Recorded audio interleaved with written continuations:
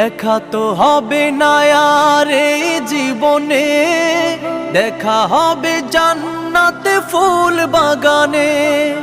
এ আশা কবুল করো আল্লাহ তুমি।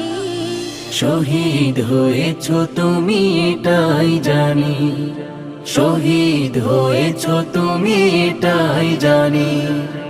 আল্লামা সাঈদী তুমি মরণি, শহীদ হয়েছ তুমি এটাই জানি, শহীদ হয়েছ তুমি এটাই জানি, শহীদ হয়েছ তুমি এটাই জানি, শহীদ হয়েছ তুমি এটাই জানি।